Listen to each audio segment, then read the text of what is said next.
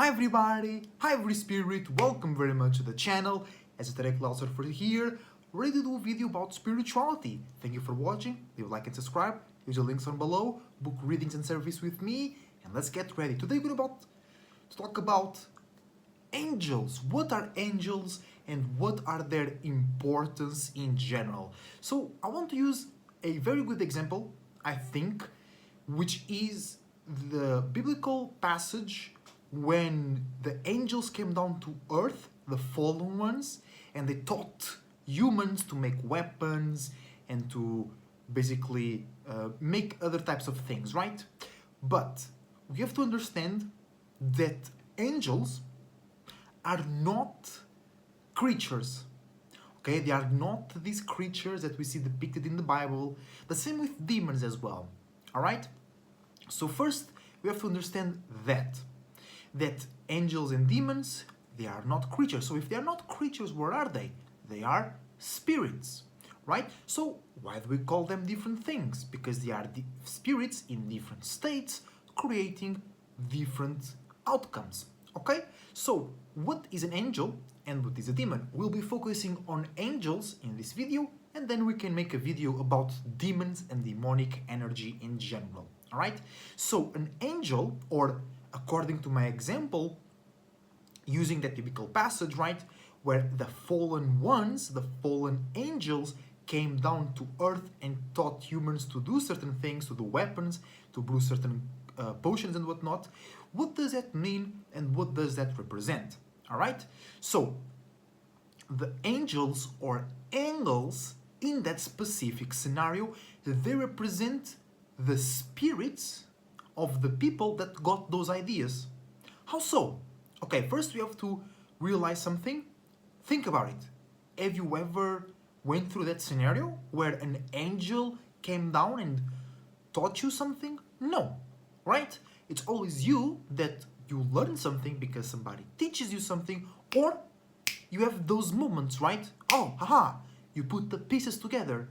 That's an angel. That's when an angle, that's when your spirit does a certain angle, a certain alignment with your circumstances and the spirits around you, and then you reach certain conclusions. So basically the angels are just spirits that go into different or unique angles, and then you can be an angel, or you can observe angels, angles, and learn from them, or you can be the one creating those new things. Then we'll also be making a video about what are archangels, because they're a bit different, they're a bit more special. But angels in general, the angels of God, is just the angles of all possibilities. It's you being able to be angelic, to reach a better outcome, to be less animalistic, to evolve, to go beyond your certain position, to a different angle, to a different approach. Sometimes you need to change your angle of approach to a circumstance, okay? So, but now let's go and focus on that biblical passage where the fallen angels came down to teach you human stuff, right? So, why fallen angels, right? Why fallen? What happened? Why are they falling? Or why are they considered fallen? Well, it's very simple. Because your spirit is traveling around, going through experiences, accumulating creations, and then when it gets heavy enough, when the clouds get gray, or when the fruit grows from the tree, it falls. The water falls when the clouds are gray. So after your spirit accumulates enough about a certain position or about a certain angle, they fall down, and your logical mind, your brain, your mind, which your spirit also created, is able to understand, execute, and explain to others in logical ways your angle, your perspective.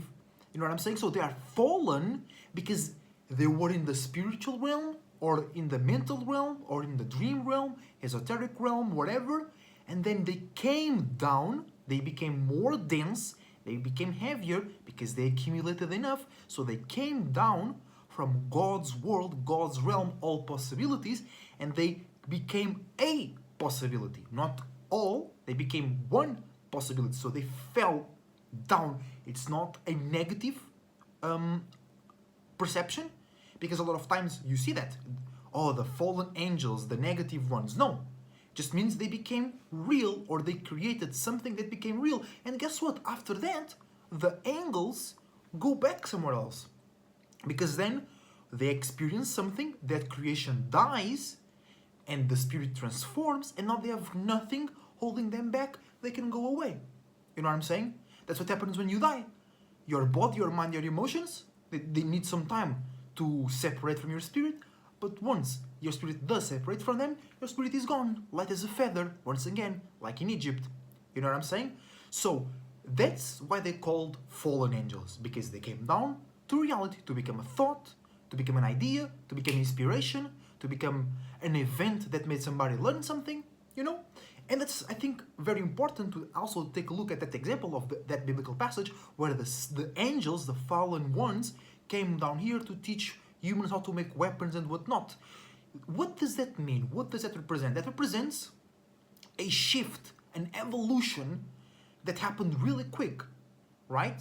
And I do believe that there is two main types of evolution. You have the continuous evolution that science talks about, and then you have the more spiritual, the quickest and harder to explain evolution.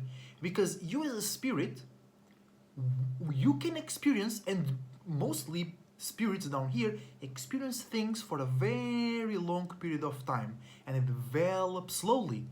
But you always accumulating, you always experiencing. So there is certain times where everything is going very slowly, but you accumulated so much that all these things come all together in one space, create a lot of pressure, and then an explosion, okay, an inspiration. That's exactly what happens in that biblical passage, and that represents a sudden evolution, a quick evolution. And we had something similar with the industrial revolution, with the steam and whatnot, and then later on with the PC and the web revolution or evolution.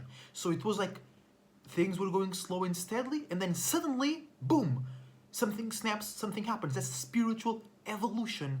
And it's always happening at the same time as the physical evolution, natural selection, and whatnot. Okay, it's not just the spirit, it's not just the physical, it's both. So the spirits or the angels teaching humans, it's just basically their own spirits that were traveling around, gathering new ideas. They gathered enough, they came down to earth, come back to their minds logically, right, in a way that they could understand and communicate with each other, and they were inspired. It's not like humans didn't learn how to make swords, for an example, through that scientific evolution. Oh, slowly but surely we learn how to make a sword because natural selection. No, there was a time where we went from using pointed stones, right? That was also a spiritual evolution, but more steady, more, you know, like traditional scientific perspective evolution. But then from that space there was a big jump, making like swords, making things to kill other people and not to hunt, you know, learn how to make wine, learn how to make alcohol. How do you think humans come to this conclusion? You don't see no animal doing that, you don't see no monkey doing that, and that's also, that will be for another video, but a lot of people don't think we came from monkeys. We did come from monkeys, but it's not the same monkeys that you see out there. It was a different group of monkeys that evolved way faster because of that spiritual evolution. The fallen ones came down and teach them better ways. So their own spirits were traveling around, accumulating ideas, angling with each other, communicating with each other, and then they came down with logical conclusions to improve your situation. Or sometimes that creativity, that evolution comes just from the pleasure of experimenting, the pleasure of doing something different. Okay, we have this pointed stone using as a spear. When we can do something better, we can do something cooler, we could do something more efficient, we could do something that I can throw further away.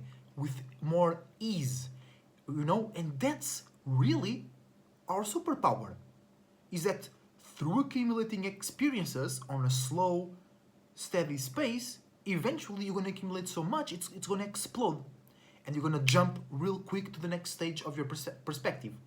And that's what angels are. Angels are angles that allows your spirit, or they are angles that your spirit do when going to different positions, right? And I think the example that I use, it's great, because there was no creatures from God that came down and taught humans. No, it was the spirit that was in the human body, because the spirit can travel in all realms. Your mind can't travel in all realms, but your spirit can. So your spirit is just floating around, creating stuff somewhere else, observing other spirits creating, and then comes back to you with an idea, with a different perspective, with a different angle. And those are angels. We'll be developing a bit more, because there is like more indoctrinated religious perspectives about spirits, about angels I mean, where they do God's work and whatnot. And I would like to explain them a bit more individually. Just like for a little teaser, what are archangels for the next video? Archangels are, it's an archangle, okay? And we'll leave it on that. I hope you enjoyed the video. Remember that angels is just your spirit doing different angles to expand your perspective. You know what I'm saying? That's why angels are associated with God and beauty and peace and balance, because it's your spirit living your animalistic natures in a specific angle. You know? So thank you very much for watching once again. Your support is greatly appreciated. I wish you the best thoughts, ideas, feelings, and emotions, and a whole bunch of individuality, creativity, and responsibility as well. See you on the next time.